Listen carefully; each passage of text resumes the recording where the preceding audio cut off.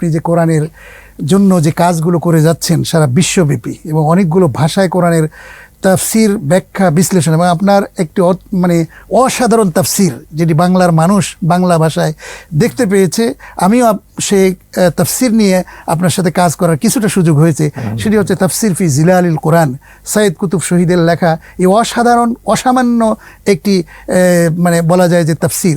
এই তাফসিরটির অনুবাদটা আসলে এই কাজগুলো আপনি কিভাবে এত কাজ আঞ্জাম দিচ্ছেন এবং এর দাওয়াত সম্প্রসারণে আপনি কিভাবে ভূমিকা পালন করছেন?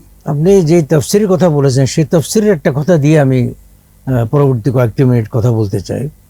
সৈয়দ কুতুব রহমতুল্লাহ আলাই, সৈয়দ কুতুব শহীদ, যিনি ন্যায়ের পথে কোরআনের পথে কাজ করতে গিয়ে শাহাদাত বরণ করেছেন, তিনি তাফসির ফি জিলালিল কোরআনের ভূমিকাতে বলেছেন যে আমার জীবনের ওই কয়েকটি মুহূর্তই হচ্ছে সবচেয়ে মূল্যবান যে কটা সময় আমি কোরআনের সান্নিধ্যে কাটাতে পেরেছি।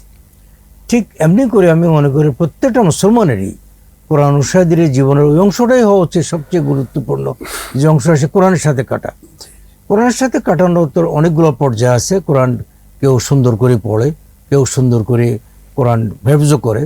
আপনিও কোরআন হেফজ করেছেন, দুনিয়ার অসংখ্য মানুষ আল্লাহর জমিন হেফজ করেছে। আজকের পৃথিবীতে লক্ষ লক্ষ মানুষ কোরআন হেফজ করে। এটা অনেক বরকতের একটা কাজ। কোরআন কারি বিলালের মতো অনেকেই সুন্দর করে কোরআন পড়ে, এটাও কোরআনের মর্যাদা।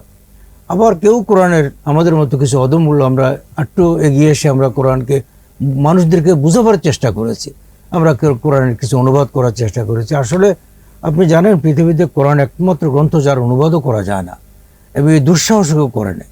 আমরা বরং বলতে পারি যে এটা কোরআনের ভাবানুবাদের অনুবাদ, ভাবার্থের অনুবাদটা যা আমি পড়ে বুঝেছি সেটাকে আমি বাংলায় বলেছি। এটা কোরআনের যথার্থ অনুবাদ নয়। এটা পৃথিবীর মধ্যে একটাই মাত্র গ্রন্থ যেটা অনুবাদ করা যায় না। কিন্তু একটা কথা আমাদের বুঝতে হবে যে পৃথিবীর কোনো গ্রন্থ যদি হেদায়েতের জন্য আসে এবং বিশেষ করে হুদাল্লিন নাস, কোরআন আল্লাহ তাআলা মানব হেদায়েতের জন্য দিয়েছেন।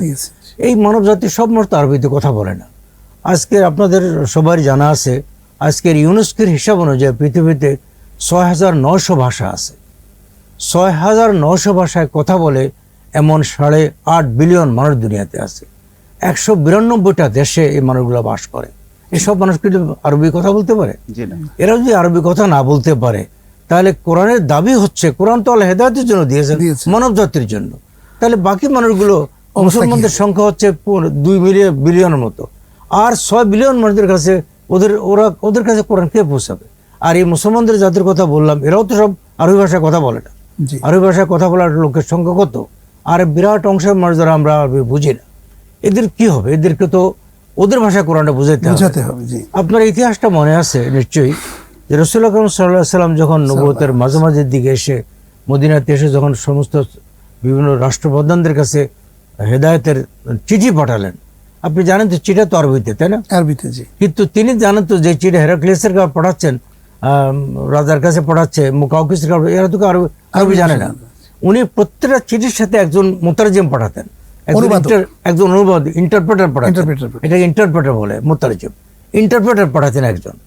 এই লোকটার কাজ হতো এই লোকটা ওই বাদশা গিয়ে এটার অনুবাদটা বলে দিত। কেন তিনি পাঠাতেন? তিনি পাঠাতেন এই জন্য যে যদি সেখানে গিয়ে এটার ইন্টারপ্রেটার উল্টা আর গ্রহণ করে, এই জন্য উনি ওনার বিশ্বাসযোগ্য অনুবাদে পাঠাতেন। তাহলে বোঝা গেল কোরআন অনুবাদের শুরুটা কিন্তু আসলে তারাতেই হয়েছে।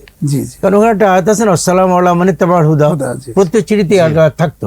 এটা তো কোরআন আয়াত, এটা আয়াত তো অনুবাদ উনিই করেছেন। সুতরাং আমরা যারা বলি যে কোরআনের আসলে কোরআনের অনুবাদ স্বয়ং ওই ব্যক্তির হাত দিয়ে শুরু, যিনি কোরআনটা যার উপরে আল্লাহ নাযিল করেছেন। তো এই কারণে আমরা মনে করি যে পৃথিবীর মানুষদের কাছে কোরআনের দাওয়াত পৌঁছানোর জন্য আপনাকে কোরআন অনুবাদ করতে হবে।